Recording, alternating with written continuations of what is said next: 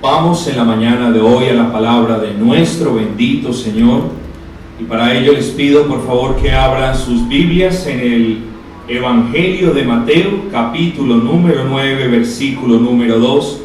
Evangelio de Mateo, capítulo 9, versículo 2. Nos dice su gloriosa palabra: y sucedió que le trajeron un paralítico tendido sobre una cama, y al ver Jesús la fe de ellos, le dijo al paralítico: ten ánimo, tus pecados te son perdonados. Ten ánimo, tú que estabas desahuciado, tú que estabas sumido en los pecados, tú que estabas pagando la consecuencia de los pecados, que no te había sanado nadie, que lo que hiciste por ti mismo cuando pudiste hacerlo no funcionó, que lo que hicieron los demás por ti no funcionó. Tú, necesitado, pecador, ten ánimo. Y yo también les digo a ustedes el día de hoy: tengan ánimo, porque entre nosotros no hay ni uno que se pueda llamar santo perfecto, porque entre nosotros lo único que yo veo, incluyendo cuando me miro a mí mismo, es un pecador necesitado de la gracia de hoy. ¿Cuánto ánimo tenemos que tener? Recordemos entonces las palabras del Señor para con este paralítico: hijo, ten ánimo, tus pecados te son perdonados. Tienes una necesidad corporal tremenda, tienes un problema grandísimo, entiendo tu frustración, entiendo tu dolor, entiendo el lamento, la amargura que tienes en tu corazón a causa de la enfermedad, pero ten ánimo, tus pecados te son perdonados. Oh, la prioridad santa, lo que importa sobre encima del cuerpo, es el alma. Pero vamos entonces a hacer un poquito de trasfondo. El día domingo pasado, en las horas de la noche, abarcamos 3 pasajes de las benditas Escrituras desde la perspectiva evangelística, o sea que hoy no repetiremos esto. Hoy continuamos, técnicamente hablando, a partir del versículo número 18, que fue donde quedamos la semana pasada. Yo les recuerdo, de manera breve, de manera rápida, les pido excusas por mi prontitud.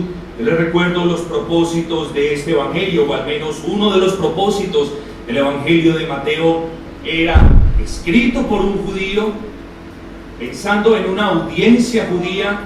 Les explicaba, les probaba por la escritura que el reino de los cielos se había acercado, les mostraba la razón del por qué se había acercado, y enfatizaba una y otra vez en el cumplimiento de las profecías. Ustedes recuerden el pueblo judío, queridos amigos.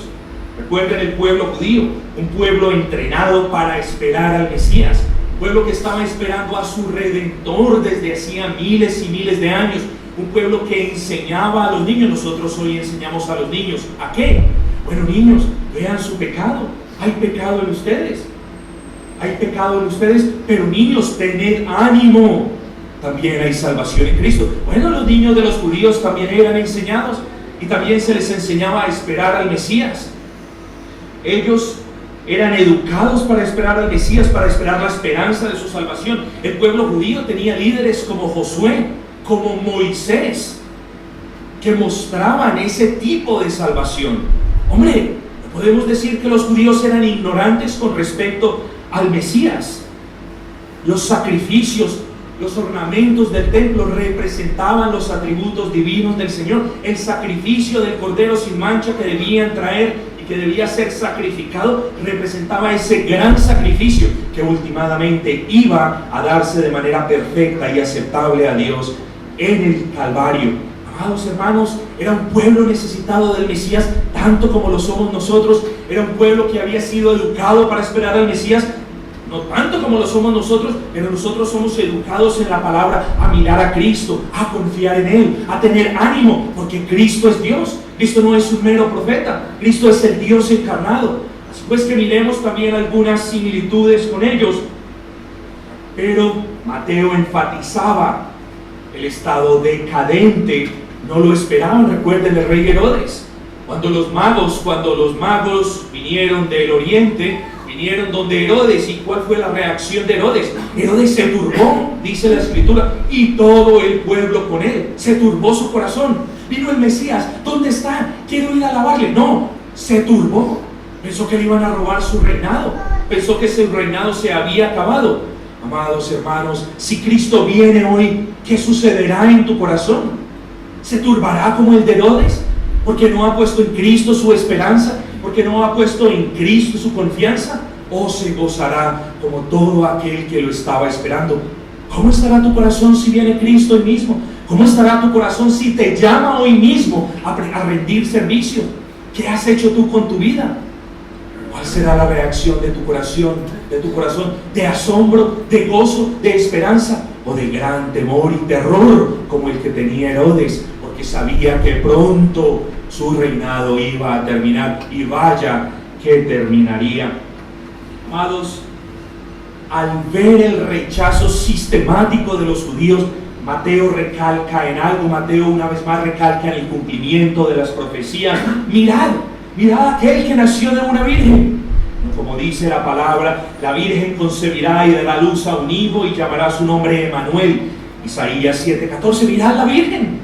Mirad una mujer que no ha conocido varón y de cuyo vientre viene el Mesías. Su nombre será Emmanuel, Dios con nosotros. Mirad que el Dios ha tomado forma de carne. Ese era el mensaje de Mateo para con los judíos, hermanos. Mirad, su nombre es Emmanuel. Se ha cumplido la profecía. Los judíos no lo rechazaron. Lo rechazaron. Yo me pregunto, ¿cuántos de ustedes rechazan a Cristo de manera indirecta? ¿Cuántos de ustedes le dan la espalda al Dios que creó los cielos y la tierra? Yo me pregunto, ¿cuántos de ustedes confían en Cristo, pero también confían en fotos o en estampas, o son agoreros? Yo me pregunto, ¿cuántos de ustedes confían en Cristo y tienen cuestiones como pencas de sábila y como ramas o matas detrás de sus cosas, o como billetes de dólar doblado detrás de sus puertas? Yo me pregunto, ¿quiénes de ustedes confían en Cristo de esa manera? Amados, yo los llamo a confiar en Cristo, a cobrar ánimo, porque este pueblo judío, no hubo pueblo sobre la faz de la tierra hasta ese entonces que estuviese mejor preparado. Y paradójicamente ese pueblo lo rechazó de tajo. Ese pueblo lo rechazó de tajo. Mateo insiste, mirad, se cumplió la profecía de Malaquías 3:1, donde el Señor dice que Él enviará un mensajero delante de Él. Queridos hermanos, podemos continuar aquí estudiando las profecías que fueron cumplidas de manera perfecta en la persona de Cristo, pero en especial, y entramos en el contexto que nos interesa para esta mañana, en especial hubo 4 puntos en especial, los cuales yo les pido que nos enfoquemos en la mañana de hoy. 4 puntos en especial. Cristo es Dios soberano. Y ese es el título de la predicación. Cristo es el Todopoderoso. Cristo no es un buen maestro. Cristo no es un buen profeta. Cristo no es un buen mediador. No, es el Dios encarnado. Y si nosotros no lo vemos como el Dios encarnado, si nosotros no lo vemos como el Emmanuel, el Dios entre nosotros, estamos en grandes problemas.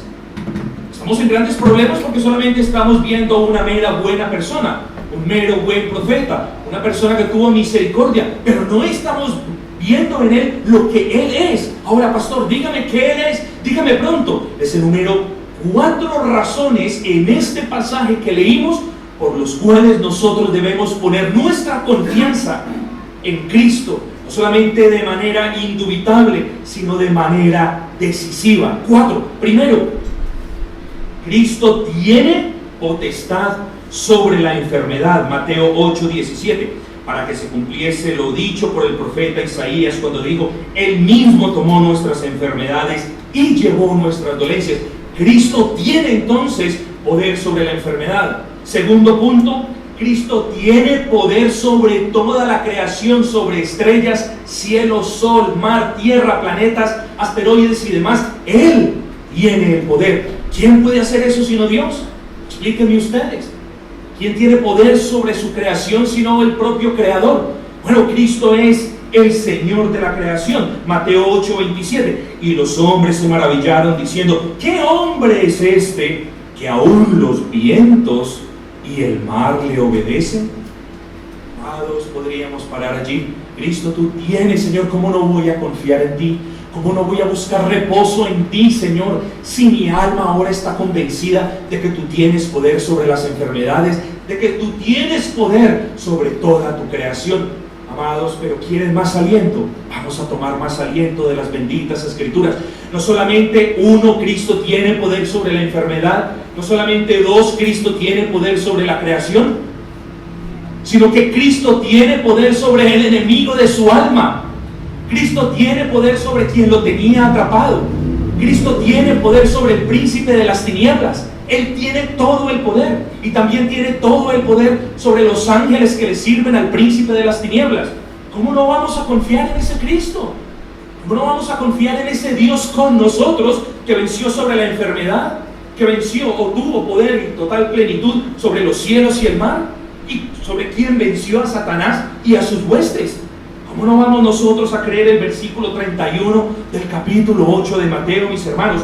Y los demonios le rogaron diciendo: si nos echas fuera, permítenos ir a aquel. Claro, ahorita vamos a ver esto rápidamente. Él es Señor, aún los demonios sabían. ¿Qué tienes tú con nosotros, Jesús, Hijo del Dios vivo? Tiene poder sobre la enfermedad, todo el poder. Tiene poder sobre los cielos, mares y tierra, todo el poder. Tiene poder sobre Satanás y sus huestes, todo el poder. No un poder, no un poco de poder, no mucho poder, todo el poder. ¿Cómo no vamos a decirle a nuestro bendito Señor Jesucristo: tú eres el Dios omnipotente entre nosotros? Él es nuestro Emmanuel. ¿Cómo no vamos a confiar en un Dios omnipotente, amigos? Las personas de este mundo se jactan de tener amigos influyentes, de tener amigos en posición de autoridad, y por mucha autoridad que ellos tengan, solamente pueden hacer ciertos favores. ¿Cómo nosotros no vamos a confiar sobre quien tiene la potestad sobre la enfermedad, sobre quien tiene la potestad sobre los cielos, mares y tierra, sobre quien tiene la potestad sobre Satanás y sus huestes y demonios y demás? ¿Cómo no vamos a confiar en Él? Pero como si fuese poco, Cristo es el Emmanuel, el Dios entre nosotros, que tiene el poder y la potestad de perdonar pecados. Eso lo vemos en Mateo 9, en el versículo que acabamos de leer, versículo 2. Y sucedió que le trajeron un paralítico tendido sobre una cama, y al ver Jesús la fe de ellos, dijo al paralítico: ten ánimo, hijo, tus pecados te son perdonados. Amados, ¿cómo no vamos a confiar en ese Cristo? Un Cristo que es el Dios omnipotente, hecho hombre. Lo decíamos la semana pasada. Y en Él, en Cristo, habita corporalmente toda la plenitud de la deidad. Él es Dios encarnado, mis hermanos. Confiemos en Él. En medio de las angustias, en medio del dolor, en medio de la prueba, en medio del ataque satánico, en medio de la más grande de las dificultades, confiemos en Él. Pero sobre todo, ¿cómo no nuestros corazones cargados de pecado van a confiar en el Dios que tiene poder sobre el pecado, en el Dios que tiene la autoridad sobre el pecado? ¿Cómo no vamos a correr prontos a Él? Corremos pronto para que nos sane las enfermedades, pero somos tardos en ir a Él a decirle: Señor, sana mis pecados, que son muchos, Señor. Vemos el pecado que cómo corrompe, cómo corroe nuestras almas, y nos tardamos en ir donde el médico de nuestras almas. ¿Qué es eso, mis queridos amigos? Hoy las Escrituras nos recuerdan: Cristo es el Dios omnipotente con todo el poder sobre demonios, sobre potestades, sobre cielos, sobre mares, sobre tierra, sobre enfermedad, sobre las consecuencias del pecado y sobre el pecado mismo. ¿Es ese su Cristo? ¿En ese Cristo ha confiado usted? Oh, en cuán grave problema estás si en ese Cristo no has confiado. En qué gran problema estás si en ese Cristo omnipotente no has puesto tu esperanza. Amados, hoy vamos a ver, permitiéndonos el tiempo, las razones del por qué nosotros debemos adorar a Cristo como Dios y como omnipotente Señor. Lo debemos adorar porque Él es omnipotente, tiene todo el poder. Punto número 1, Él tiene todo el poder sobre la enfermedad. Para que entendamos bien este punto, es necesario que nosotros nos traslademos, o permitan, si ustedes me permiten a mí, que yo les traslade de alguna manera allí al escenario de Israel en aquellos entonces. 2017 años atrás, Israel, las enfermedades entraban y no salían. Los medicamentos eran más experimentales que de cualquier otro tipo. Las enfermedades, algunas de ellas eran totalmente intratables. Hoy nos quejamos, hoy decimos, todavía no hemos encontrado una cura para el SIDA. Imagínese Israel, solamente imagínenselo por un segundo. La enfermedad entraba, la infección entraba y le entraba la gangrena.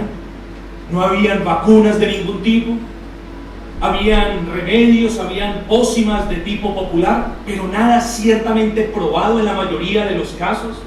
Las epidemias, cuando surgía un brote de epidemias, era incontrolable, tenían una alta tasa de mortandad. Como les digo, la medicina era casi inexistente, el estado de insalubridad era tremendo. Pónganse ustedes por allí, ¿okay? Vayan ustedes entendiendo entonces el escenario. Una abundancia de enfermos. De hecho, la Biblia nos enseña que había una gran abundancia de enfermos. Imagínense la angustia de sus padres, la impotencia de sus padres con sus hijos enfermos sin poder tener un médico, porque los pocos que habían eran supremamente caros. Imagínense la angustia de un hijo con su padre tendido allí en cama. Amados, ese era más o menos el estado de Israel desde la perspectiva de salubridad en aquel entonces. Pero ¿qué hizo Cristo en la cruz? Amados, ante todo, Cristo cargó en la cruz, cargó en sí mismo, no puso a otros a cargar, no le dio esa cruz a los demás. El Señor cargó en sí mismo no solamente el pecado de quienes creen en Él, sino las consecuencias del pecado. ¿Cuáles fueron las consecuencias del pecado? El dolor, el llanto, la angustia y la enfermedad. Es una de las consecuencias del pecado. Cuando Dios creó al hombre de manera perfecta en el jardín del Edén, antes de que cayeran, no había pecado, no había enfermedad. Amados, el Señor, Cristo Jesús, el Dios encarnado, el Dios que tiene poder, Él murió en la cruz del Calvario por el pecado de quienes creen y por las consecuencias eternas de ese pecado. Amados, miren la bondad de Cristo. Si usted es blanco, si usted es negro, si usted es pobre, si usted es rico, si usted es colombiano, si usted no es colombiano, Cristo vino a romper con esos paradigmas de la religión externa judía. De hecho, sanó un leproso. Veamos el versículo 8 del capítulo 3 rápidamente. Jesús extendió la mano y tocó al leproso. Tocar al leproso en aquellos días significaba estar inhabilitado para servirle a Dios a causa de la inmundicia. Tocó al leproso diciendo: quiero sanarte, sé limpio, y al instante su lepra desapareció. A una persona que la sociedad judía tenía descartada, lo tocó, lo sanó, mostró su bondad. ¿A quién más? Amigos, sanó el siervo del centurión, a un gentil al que los judíos rechazaban de plano. A ese siervo del gentil también lo sanó. Sanó la suegra de Pedro, sanó una judía. Eso lo vemos en el versículo 15 del capítulo 8, si nos fijamos. Y tocó su mano y la fiebre la dejó y ella se levantó y le servía. Y sanó también a todos los enfermos que venían a él. Versículo número 16. Y cuando llegó la noche trajeron a él muchos endemoniados, y con la palabra echó fuera a los demonios y sanó a algunos enfermos. No, sanó a todos los enfermos, mis amados. Qué gran poder es el de nuestro Señor Jesucristo. Nunca antes en la historia de Israel se había visto esto. Nunca antes, en medio de la mortandad, en medio de las plagas, en medio de la necesidad, en medio del estado paupérrimo de salubridad en el que estaba Israel, nunca antes se había visto que hubiese alguien que podía cargar el desaliento, el dolor, la tragedia del pueblo, nunca antes. Y eso lo tenía que hacer el Mesías. Pero Israel falló en ver eso, mis amados. Falló por completo en ver eso. Por eso el énfasis del evangelista en decir, ese es el Mesías, Él es. ¿Tú conoces al Señor? ¿Crees en el Señor? Bueno, continuemos, porque debemos avanzar de una manera tremenda. Y el evangelista en el versículo 17 cita la profecía de Isaías 53. Él mismo, Cristo, tomó nuestras enfermedades y llevó nuestras dolencias. Sin lugar a dudas, aquí solamente es un aspecto doctrinal, sin lugar a dudas, en el Señor Jesucristo se cumplió la profecía sin lugar a duda alguna. Y Cristo llevó sobre sí también no solamente el pecado, no solamente pagó el pecado, sino por las consecuencias del pecado, entre las que encontramos las enfermedades. Ahora, hay que aclarar, Isaías 53 no se centra ni tiene como esencia el siguiente mensaje, porque hay muchas iglesias donde malinterpretan la profecía de Isaías 53 y convierten la profecía de Isaías 53 citada en el versículo 17 de Mateo, la convierten en los siguientes: Cristo murió para que tú seas sano. No, Cristo no murió para que tú fueses sano. Cristo murió por la sanidad de tu alma de manera perfecta. Cristo murió para que tu cuerpo, cuando fuese levantado de entre los muertos y glorificado, no hubiese en él enfermedad alguna. Cristo murió por eso. Sin embargo, también nosotros tenemos beneficios de esa redención. Nosotros creemos que Dios tiene todo el poder. Nosotros creemos que Dios puede sanar si esa es la voluntad del Señor. Lo que no podemos hacer es venir a Isaías 53 y decir: Señor, sáname porque tú moriste por mi sanidad. Eso no puedo hacer. Debemos orar por sanidad y orar con fe. Sin lugar a dudas, estamos convencidos de que el Señor continúa sanando hoy en día a su pueblo. Pero el propósito de la profecía de Isaías era mostrar a Cristo y su obra vicaria o redentora o sustitutiva en la cruz del Calvario, no mostrar un mero curandero, como lo tienen muchas iglesias, mis queridos hermanos. Entonces, habiendo dado ese contexto, sigamos. Cristo tiene todo el poder sobre la enfermedad como las consecuencias del pecado. ¿Qué quería decir esto? Y aquí es donde yo les pido que veamos más allá de las líneas de la Escritura, en el contexto general. ¿Qué quería hacer Cristo cuando sanaba a los ciegos? Amados, es como si el Señor les estuviese diciendo: yo, la luz del mundo, les doy a ustedes el poder de ver de nuevo para que me vean a mí. Cuando sanaba a los sordos, es como si el Señor les dijese: yo, la palabra de vida, os quito la sordera para que me escuchéis y me obedezcáis. Es como si el Señor dijese al sanar los inválidos: yo soy el camino y yo te levanto hoy de esa cama para que tú sigas el camino, para que me sigas a mí. Todas las sanidades y todos los milagros del Señor tenían un propósito que nosotros debemos ver, hermanos. Al resucitar los muertos, el Señor les decía: yo soy la resurrección y la vida, y el que cree en mí no morirá para siempre. Ese es el Cristo, ese es nuestro Cristo, quien tiene poder sobre la enfermedad, y debemos orar a Él si estamos enfermos, si estamos alicaídos, si estamos débiles. Claro que sí, y debemos pedir con fe la sanidad, y si somos sanos, lo somos por su bendita gracia en respuesta a oraciones, y si somos sanos, lo somos por la cruz del Calvario, por la sangre derramada. Claro que sí, pero recuerden que la profecía de Isaías no presenta las sanidades como motivo de la redención. La sanidad, la profecía de Isaías muestra a Cristo y muestra su obra sustitutiva en la cruz del Calvario por quienes creen en Él. Pero recordemos entonces, antes de movernos al segundo punto, Él tiene todo el poder sobre las consecuencias del pecado. Todo el poder. ¿Cómo no vas tú a confiar en ese Dios hecho hombre que tiene todo el poder? Y no solo eso, tiene todo el poder sobre la creación. Vamos a leer el versículo 18.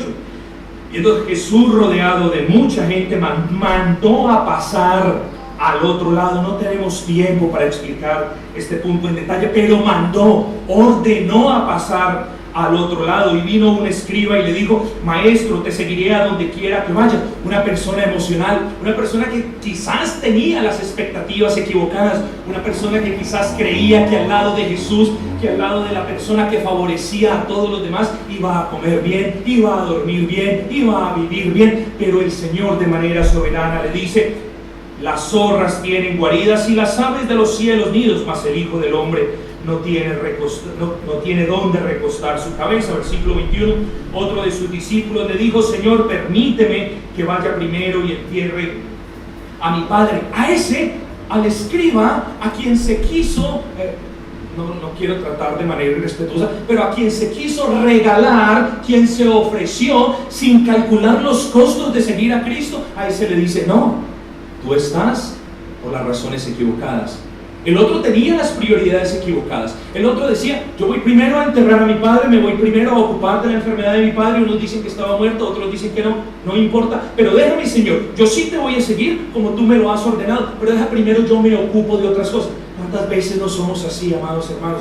¿Cuántas veces el Señor no nos llama a servirle? ¿Cuántas veces el Señor no nos llama a la congregación? Y nosotros decimos: no, Señor, espera, yo sí lo voy a hacer, pero primero tengo que hacer mis cosas.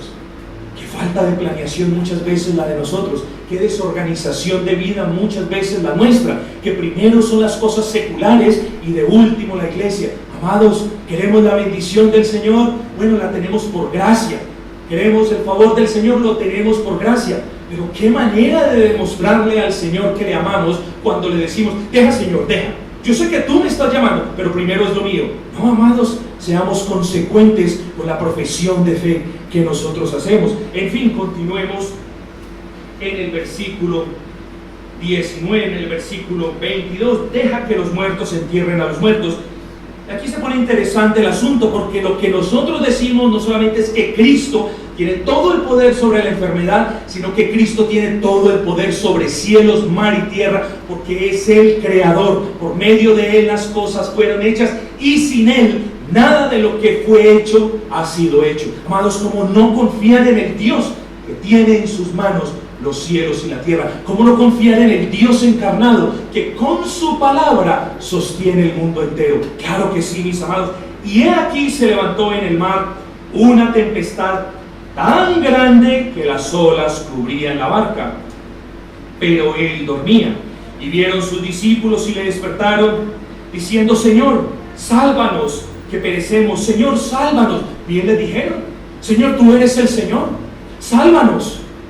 No le dijeron al que estaba remando con ellos, no le dijeron a los otros operantes de la tripulación, no le dijeron a nadie, no se dijeron entre ellos mismos. Sabían, aunque de una manera tenue, sabían que Él era el Salvador, sabían que Él tenía el poder. Nunca antes lo habían visto reprender al cielo, al mar, nunca antes, pero sí le habían visto cumplir las profecías, sí habían creído a su palabra. Ahora vienen al único. Muchas veces somos así. Muchas veces estamos en medio de la gran marea, en medio de la gran tempestad, y lo primero que hacemos es mirar al lado, buscar quién nos puede ayudar. Es lo primero que hacemos. Amados hermanos, levantemos nuestro rostro a los cielos, miremos al único que nos puede ayudar, miremos al único que tiene potestad para ayudarnos, a quien tiene el control de todo. ¿Cómo no vamos a confiar en Él? Vuelvo y le repito las palabras de Jeremías: maldito el varón que confía en el hombre y pone carne por su brazo, pero bendito el que confía en el Señor. Confiemos en el Señor, mis amados hermanos. Vinieron y le dijeron: Señor, sálvanos, sálvanos que perecemos. Así le tienes que decir tú cuando te acerques a Él. No le debes decir: Señor, yo estoy un poquito mal, algún día tú me salvarás. No, ven con esa urgencia: Señor, sálvame, que perezco, Señor. No sé si me quede un momento más de vida, no sé si alcancemos a llegar a la mitad del lago, pero sálvanos, porque estamos pereciendo. No hay esperanza humanamente hablando para nosotros. Yo le insto en el amor del Señor a tener confianza. Tened confianza, porque quien pagó por el pecado en la cruz del Calvario es el Dios que tiene potestad también para ayudarnos en medio de la dificultad. Pero no seamos como aquellos que tienen que tener el agua hasta el cuello para invocar el nombre de Cristo. Estos hombres tenían fe, pero tenían muy poquita. ¿Por qué? Porque no estaban desarrollando su fe diaria. Amado, ¿cuánto lee usted la palabra? ¿Cuántas promesas de la palabra usted conoce verdaderamente bien aplicadas? Yo le insto en el bendito nombre del Señor Jesús. Crea en el Señor. Él es digno, sus palabras son dignas de confianza. Y miren lo que les dice el Señor en esa ternura. Miren la ternura del amor del Señor. Miren también, quizás el Señor dio una sonrisa. ¿Por qué? Amados, les recuerdo una y otra vez el versículo 18. Mandó a pasar al otro lado. Mandó, no sugirió. Él no dijo, tomen la barca a ver si llegamos al otro lado. Mandó a pasar al otro lado. Amados, el Señor en la cruz nos dijo, nos dice y nos continuará diciendo que Él pagó por todo el pecado. ¿Por qué no le creemos? Si el Señor en estas palabras nos dice, confiad en mí y salvo sed, ¿por qué no le creemos? Si el Señor nos prometió tantas cosas, nos prometió el pan y nos prometió el vestido, ¿por qué no le creemos? Queridos hermanos, ¿por qué teméis? Palabras llenas de seguridad. ¿Por qué teméis? Vosotros estad en mí y yo estoy con vosotros. ¿Por qué teméis? ¿Acaso no les dije que íbamos a pasar al otro lado? ¿Por qué teméis? Estáis seguros, descansen. Sé que la prueba es grande. Yo les estoy ampliando. Sé que la prueba es grande. Sé que la barca se está llenando de agua. Sé que hay una dificultad. Pero ¿por qué teméis? Cuando yo dije que no importa lo que pasásemos, íbamos a pasar al otro lado. ¿Por qué teméis? Pero el Señor en sus palabras también nos dice la verdad. Hombres de poca fe. Y no nos gusta que en las predicaciones la Escritura nos muestre la verdad.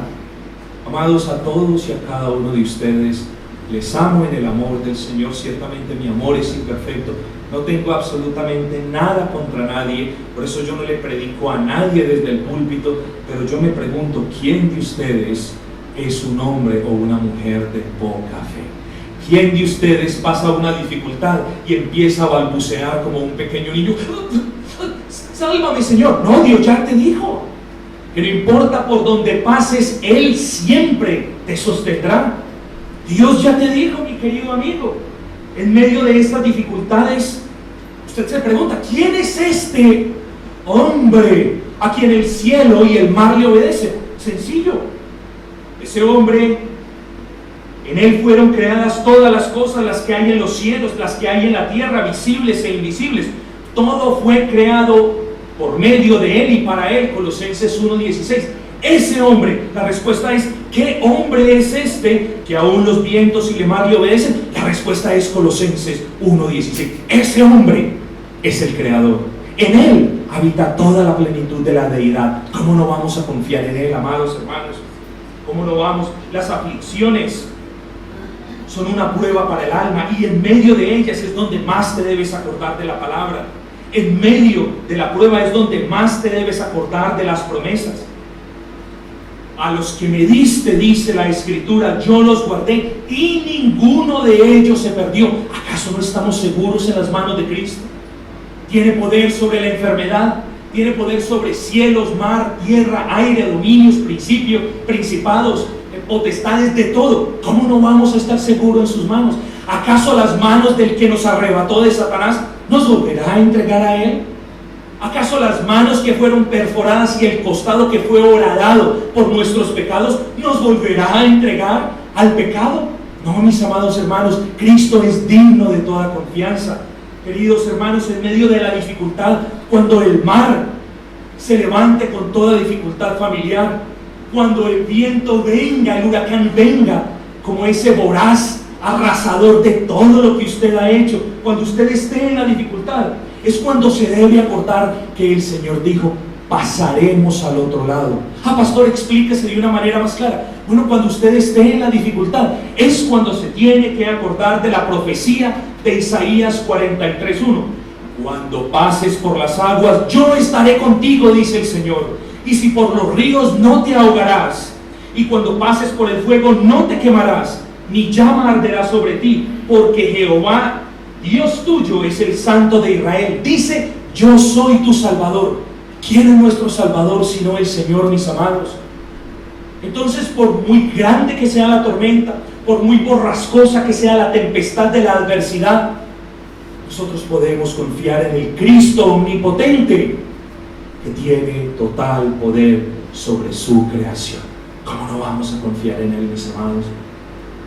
Cuando venga el ataque de Satanás, cuando venga la tentación satánica en todo su furor, cuando venga, entre comillas, el esplendor satánico manifestado a usted de una manera tan tentadora que usted es tentado a pensar: no, yo voy a caer esta vez nomás, siempre es lo mismo, yo lo voy a hacer esta vez nomás, solamente una vez, pero yo no voy a caer en eso una vez. No, amados, cuando ustedes estén y sean tentados, recuérdese, punto número 3, que el Cristo que nosotros adoramos tiene toda la potestad, tiene todo el poder sobre Satanás y sobre sus ángeles, sobre lo que ellos hacen y sobre lo que también dejan de hacer. ¿Cómo no confiar en un Cristo como esos? Yo no me entiendo cómo no podemos confiar en un Cristo que es omnipotente. En medio de la tentación, entonces, nos dice la palabra: someteos pues a Dios, resistid al diablo y Él huirá de vosotros. Miren la promesa: acercaos a Dios y Él se acercará a vosotros.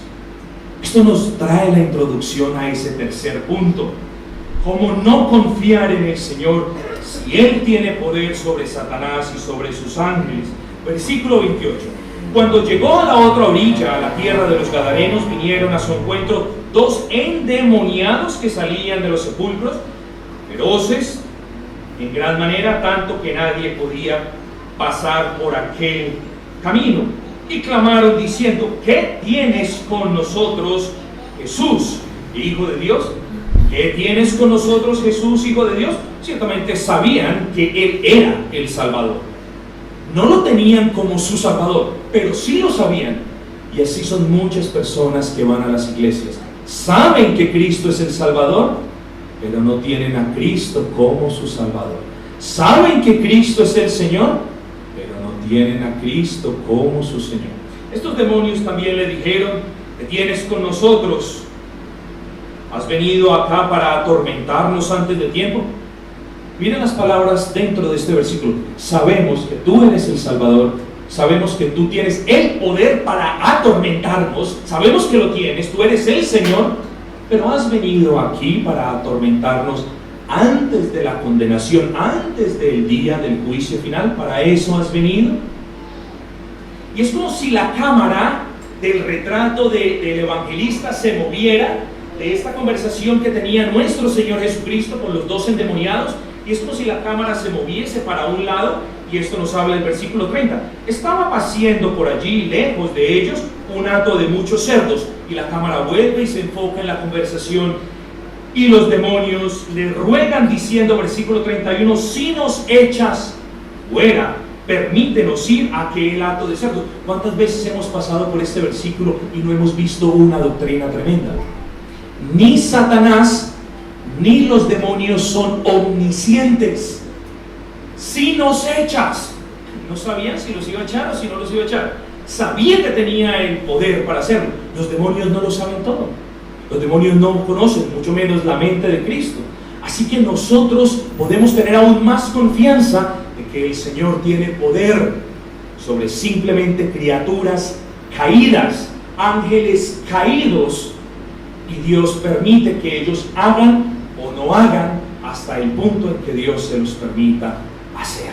Bueno, aquí había 2 endemoniados con gran necesidad, con tremenda necesidad, y el Señor les ordena a que se vayan. No me quiero enfocar en que estas personas estaban teniendo un hato de cerdos que era ilegal tener en aquel entonces porque se consideraban animales impuros. No me quiero enfocar en que si la ciudad se llamaba Gadara o Gedesena. No me quiero enfocar en esas cosas. El punto en que yo me quiero enfocar, para el propósito de demostrarles el tercer punto, que es que Dios tiene dominio sobre Satanás y sobre sus huestes, es esta, versículo 33, y los que los apacentaban huyeron y viniendo a la ciudad contaron todas las cosas y lo que había pasado con los endemoniados, y toda la ciudad salió al encuentro de Jesús, y cuando le vieron le rogaron que se fuera de sus contornos. Amados, los demonios fueron echados. 2 personas tuvieron la libertad. El evangelista habla de uno, pero 2 personas aquí tuvieron la libertad. El reino de los cielos, recuerden, esa era una de las características del evangelio de Mateo, probar que el reino de los cielos había llegado. Recuerden Mateo 12:28, pero si yo por el Espíritu de Dios echo fuera a los demonios, ciertamente ha llegado a vosotros el reino de Dios. Les estaba mostrando de manera evidente a todos, el reino de Dios estaba en la tierra y el rey estaba también con ellos. ¿Cuál fue la reacción al ver la gloria del Señor? ¿Cuál fue la reacción al ver la benevolencia, la misericordia de ese Dios encarnado? ¿Cuál fue la reacción? Señor, quédate entre nosotros porque hay más enfermos. Señor, quédate entre nosotros porque hay otros endemoniados. Señor, quédate. Señor, gracias. Señor, yo te sirvo. Señor, yo me humillo. No, la reacción fue, por favor, vete. Por favor, no te queremos. Nos has causado grandes pérdidas. Por favor, vete ahora mismo. Esa es la reacción de muchas personas, amigos. No se humillan, no creen, no confían en el Cristo que tiene todo el poder sobre el pecado, que tiene todo el poder sobre su creación, que tiene todo el poder para librarnos del enemigo. No creen, ni quieren que Él sea su Señor. ¿Ven la locura de estos gadarenos? Es una locura muy similar a la de muchas personas. Que Cristo vino a usted a librarlo de la obra del diablo. La pregunta que yo le hago, ¿le rogará a usted que se vaya de su vida? Cristo es el único que tiene poder sobre Satanás, pero ¿preferirá usted que Satanás habite por usted? Eso fue lo que le dijeron los gadarenos. Satanás estaba habitando entre ellos. Satanás los tenía atemorizados, de tanto que si leemos el principio de ese pasaje, vemos que a todos le daba miedo y nadie pasaba por aquel camino. Amados, miren la necedad del hombre que rechaza al Dios omnipotente hecho carne. Miren la necedad. Cristo es el único para trasladarlo a usted de las tinieblas, de la potestad de las tinieblas al reino de luz. Y la pregunta que yo tengo para usted es, ¿preferirá usted seguir sirviendo a Satanás? Cristo es el único que tiene poder para romper las ataduras y las cadenas. ¿Preferirá usted seguir viviendo encadenado? Cristo es el único, querido amigo, que tiene poder para librarlo de cualquier influencia satánica o demoníaca. ¿Preferirá usted seguir viviendo bajo esa influencia? Esa es la pregunta que yo le hago. Y le hago esa pregunta porque no diga, no, a mí no me va a pasar. No, amados, le pasó a los gadarenos. Ellos vieron, sus ojos quedaron vislumbrados. Vieron lo que ninguno de nosotros ha visto. Vieron un exorcismo de manera real, no de los de 5 centavos que se hacen aquí los martes y los jueves. Vieron uno verdadero. Vieron uno que fue ejecutado por la persona de Cristo. ¿Y qué hicieron? Le dijeron al Señor, vete. ¿Seguiremos su mismo ejemplo, mis amados? Amados, vengamos a Cristo. Confiemos en Él. No hay persona, no hay Dios con D minúscula, no, Él es el Dios en el que nosotros podemos confiar y tenemos los argumentos bíblicos para hacerlo. Él llevó en la cruz, pagó el pecado, pagó las consecuencias del pecado, tiene poder sobre terremotos, sobre tsunamis, sobre todo porque es su creación. Tiene poder sobre Satanás, sobre las huestes, sobre los principados, potestades y demás. Amados, vengamos a Cristo también de igual manera. Y termino con el cuarto punto. Cristo es Dios todopoderoso, porque nadie, escúchenme, ni padres, ni sacerdotes, ni curas, ni nadie tiene el poder de perdonar pecados. Nadie. ¿Quién puede perdonar pecados sino Dios? Eso me dice la Escritura de manera clara. ¿Quién puede perdonar pecados sino Dios? Solamente Cristo. Para que sepáis, fue la respuesta del Señor Jesucristo a estos incrédulos, a estas personas que estaban cavilando en sus corazones. Este dice herejías, este dice mentiras. En Marcos capítulo 2 nos dice, ¿quién puede perdonar pecados sino Dios? Pero los demonios no son omniscientes, pero Cristo sí conoce el corazón, tanto de ellos como de cada uno de ustedes. Cristo conoce qué hay en su corazón, qué piensa su corazón. Y los corazones de aquellos incrédulos decían: ¿quién puede perdonar pecados sino Dios? Al ver a Jesús, esta incredulidad, esta dureza de corazón, lo habían visto sanar. La voz se había esparcido de que había sanado, había echado fuera demonios, no solamente los de la región de Gadara, sino también los del versículo 16 del capítulo 8. Habían sabido, era evidente para ellos, y saben, prefirieron no confiar en el Cristo, en el único que tiene poder para perdonar pecados. Versículo 5 del capítulo 9. ¿Por qué? ¿Qué es más fácil? ¿Decir los pecados te son perdonados o decir levántate y anda? Es como si el Señor les dijese: ¿ustedes piensan que es más fácil pronunciar una palabra que hacer que se cumpla? ¿Eso es lo que ustedes creen? Para que ustedes ahora sepan que yo soy el único que tiene la potestad de hacer que su palabra se cumpla al pie de la letra. Yo les voy a probar que mi palabra no es una mera palabra al aire, sino que mi palabra tiene poder. Yo les voy a probar que Dios está conmigo, porque si Dios no estuviese conmigo, las siguientes palabras no serían respaldadas a alguien hereje. Yo se los voy a probar para que ustedes vean. Y el Señor procede y le dice: levántate, toma tu cama y vete a tu casa. Si el Señor hubiese sido un hereje, si el Señor no es el Dios omnipotente del que hemos hablado en estos 40 minutos, sus palabras salen al viento. Porque sí, es más fácil decir yo te perdono que hacer que algo aparezca. Bueno, el Señor corroboró su palabra con obras. En ese entonces todos quedaron sin excusa alguna. Sabían que Dios estaba con ellos, sabían que Dios estaba entre ellos, no lo podían negar. ¿Con qué argumentos tú vas a negar a Cristo? Amado, yo los llamo, con esto termino. ¿Acaso no vamos a adorar a Cristo, que nos ha librado del pecado y de las consecuencias eternas? ¿Acaso no vamos a adorar a Cristo, quien es nuestro refugio, quien es nuestro refugio seguro e inquebrantable e impenetrable en medio de las adversidades? ¿Acaso no vamos a adorar a Cristo, quien es quien nos ha liberado de Satanás y de sus huestes? ¿Quién es quien ha roto las cadenas? ¿Quién es quien nos ha trasladado de ese principado de inmundicia, de oscuridad? ¿Quién es quien nos ha librado de ese dominio del diablo sobre nosotros? ¿Acaso no le vamos a adorar? ¿Acaso no hemos visto su poder en nosotros? Antes éramos personas sucias, personas corrompidas, personas inmundas. Bueno, el Señor ha sanado nuestras almas. Antes, mis amados hermanos, venía una leve dificultad y nosotros naufragábamos.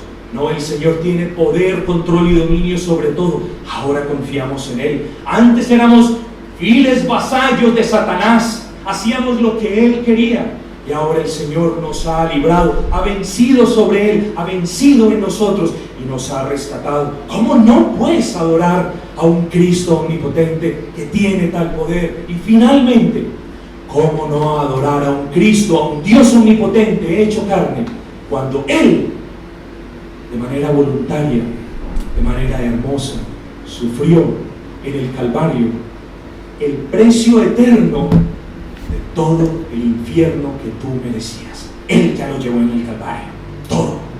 Todo. La deuda quedó saldada. La ofensa quedó restituida. La amistad pudo haber tenido lugar. Yo les llamo entonces a que confiemos en el Señor. Es el Dios omnipotente hecho carne, que tiene poder sobre las consecuencias del pecado, sobre su creación, sobre Satanás, y el único que tiene potestad absoluta para perdonar nuestros pecados. Demos pues al nombre del Señor gloria, y démosle gloria en el nombre de Cristo Jesús, Señor nuestro. Amén.